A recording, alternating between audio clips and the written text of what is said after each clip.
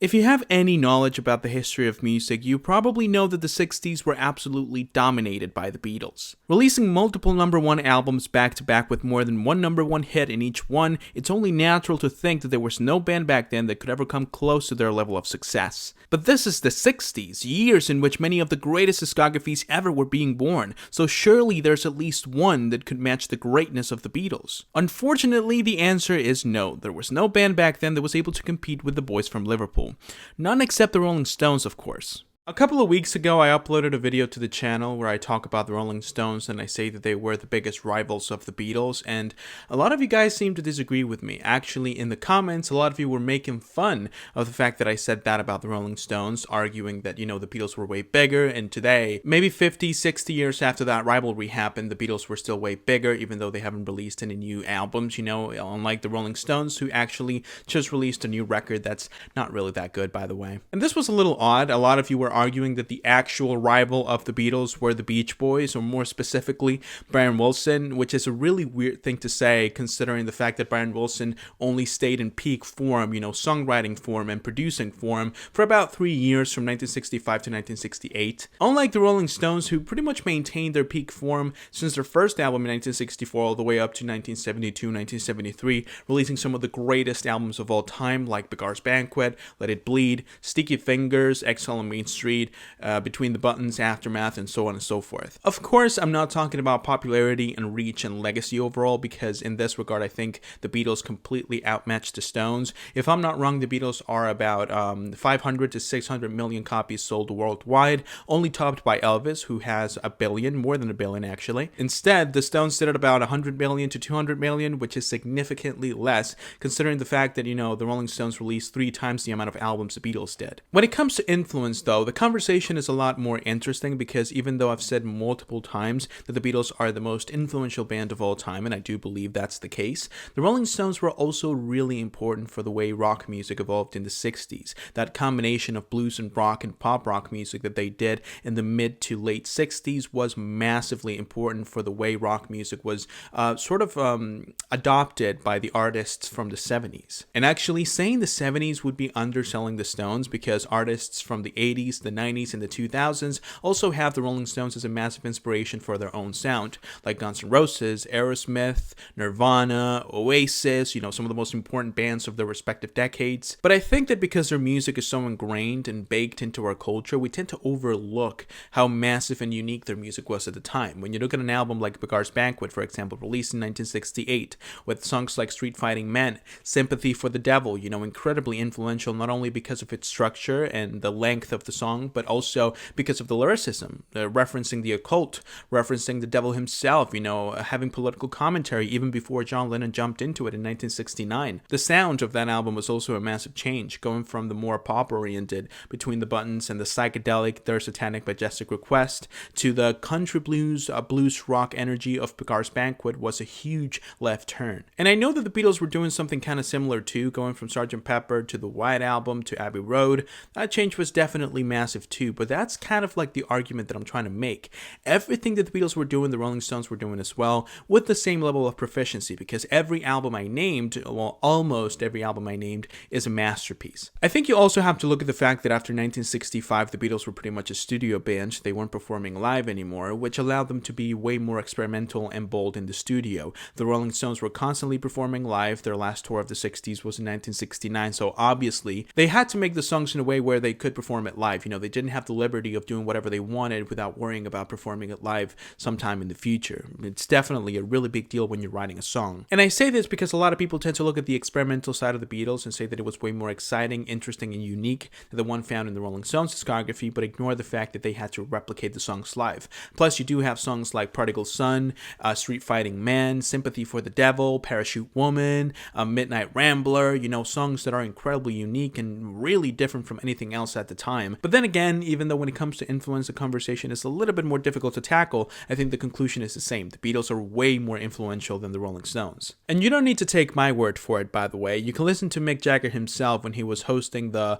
Rock and Roll Hall of Fame induction of the Beatles, saying those wonderful words about how the presence of the Beatles, the achievements of the Beatles were like the catalyst to the British invasion that gave birth to the Rolling Stones' fame. And later on, their success in America broke down a lot of doors that helped everyone else from England that followed. And I thank them very much for all those things.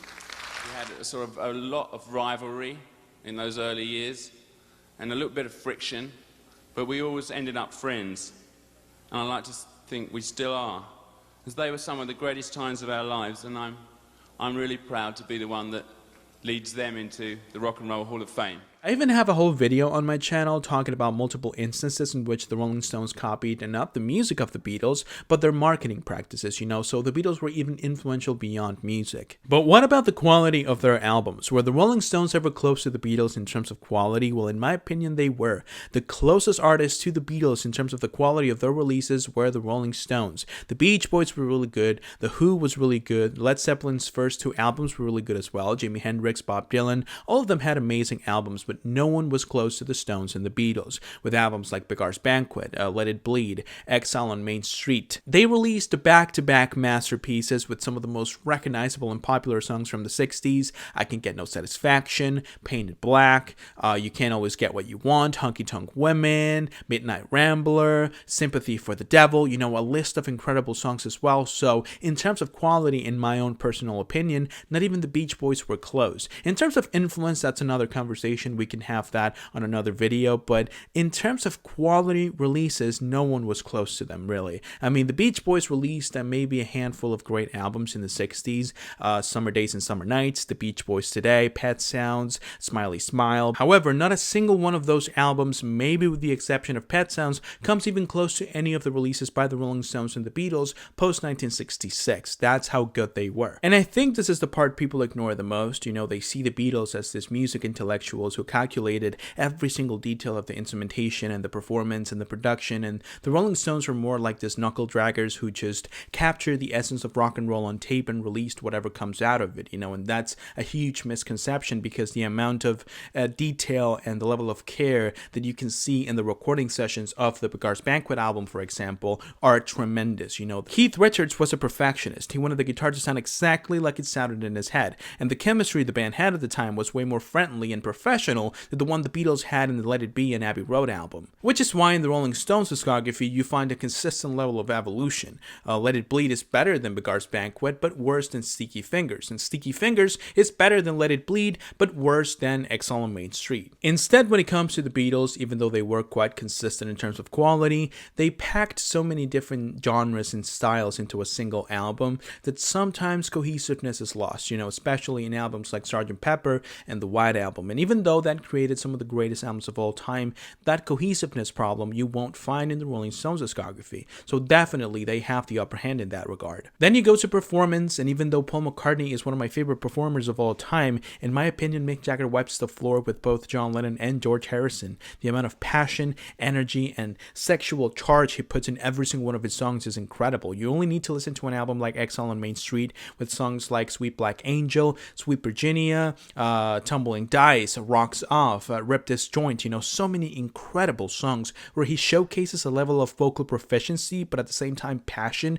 and energy and violence that you won't find in any other performer in the history of music. Maybe Iggy Pop is the only one that comes even close to that level of, euphoria. And once again, I feel like I must remind you guys that the Beatles are in fact my favorite band of all time. This entire channel is pretty much about the Beatles, and I do believe that they're way better than the Rolling Stones.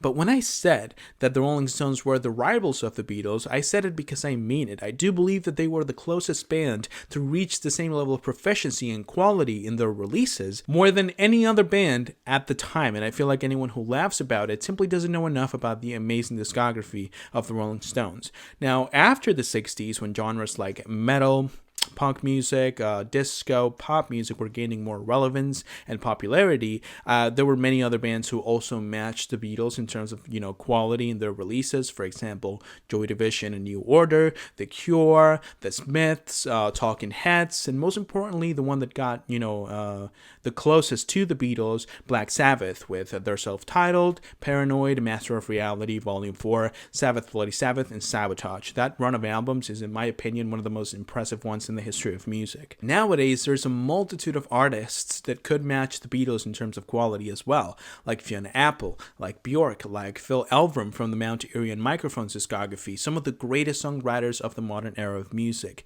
The reason why the Beatles are my favorite band of all time is not because they're this unreachable force when it comes to quality. No one can top Abbey Road, no one can top Sgt. Pepper, no one can top the White Album. That's not the case at all. They're my favorite because in 7 years they managed to build the greatest discography of all time, back-to-back masterpieces, incredibly unique and influential, some of my favorite songs ever. They're an amalgamation of everything I love about music, but that does not mean that they were unreachable. There were multiple bands that gave them a run for their money, and in my opinion, the one that gave them the most trouble back then were the Rolling Stones. They were actually their rivals. They released a lot of albums that were not only as good as a Beatles album, but even better. So I think that a lot of people that simply dismiss the Rolling Stones as copycats of the Beatles, or believe that it was, one of the many bands that was trying to follow in their footsteps, ignore a vast majority of the post 1965, 1966 releases by the Rolling Stones, which in my opinion is a huge mistake because they're not only one of the greatest albums from their discography, but one of the greatest albums of all time. So, were the Rolling Stones ever even close to the Beatles? In my opinion, yes. Not only the Rolling Stones, but multiple other bands and artists